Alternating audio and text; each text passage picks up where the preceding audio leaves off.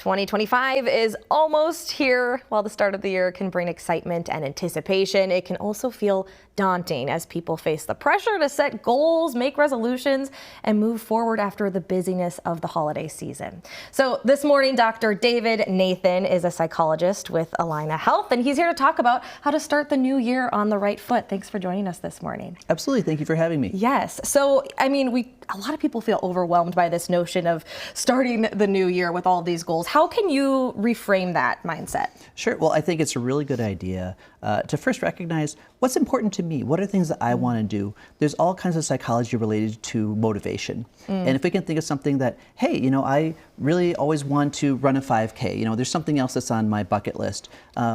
There's something I can do in my life. I'm gonna do some more running. I'm gonna go exercise more. I always wanted to read this book. I gotta set aside some time to get through War and Peace or something like that.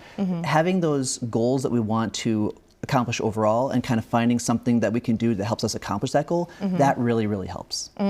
Sometimes it can be overwhelming, right? We have so many goals. How can you make this more attainable? Sure. Well, I think, first of all, recognizing that perfectionism is just never attainable. We can never, that's something can pop into our mind and we can feel like I just want to be, have no flaws. That's never going to happen. We're human beings. And then also recognizing that big goals are accomplished by small steps. And if we can accomplish this small step, then we can move on to the next small step. If we accomplish that, we can move to the next small step. So breaking things down into smaller steps is a really appropriate and healthy way to make progress. Is it healthy to set goals in the new year? Well, I think realistic goals, it's one of those things where it kind of depends on how you're doing it. I think absolutely having something we want to accomplish and taking steps to accomplish that can be incredibly fulfilling and really wonderful for people. If someone sets a goal that's not fair for themselves and just ends up making them feel bad, then that's not a good idea. So I would not recommend that.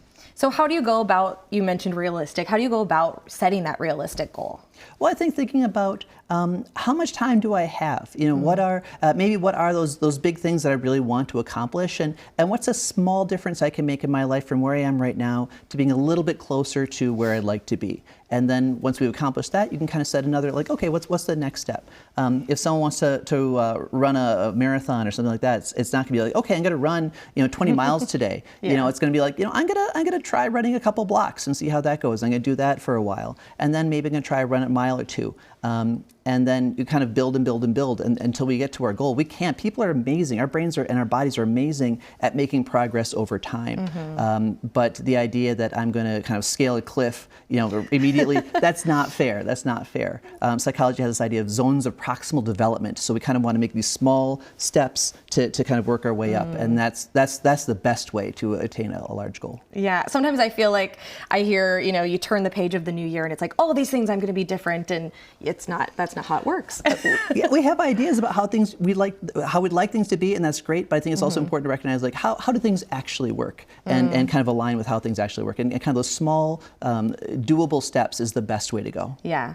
Is there a sweet spot for how many goals is attainable to reach for next year? Sure. Well, I think it depends on everyone. It depends on how much time they have. It depends on how much energy they have. It depends on probably how much skill they have in that area. So I think the best way to look at it is what fits for me, what works for me, and kind of recognizing that, hey, maybe I set a particular goal and I can do a little bit more than that. Okay, I can ratchet up a little bit, or I'd like to do this, or I'd like to do these things.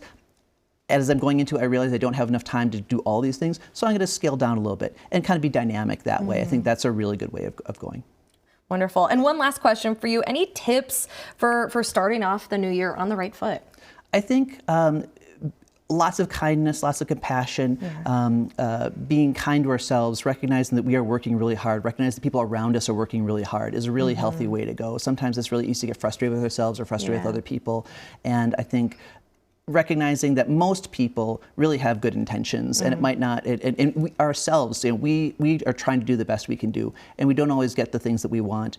But if we had known things weren't going to work out a certain way, we wouldn't have done it. We would have done something, we would have done things differently. So just kind of really having a very fair, kind way of looking at ourselves and other people is a really good way to start. Yeah, I love that. We can all be so hard on ourselves. So Absolutely. Great advice. Absolutely, you bet. Great advice. Thank you so much for joining us this morning, and hope you have a wonderful new year yourself. Thank you, you too. Yes.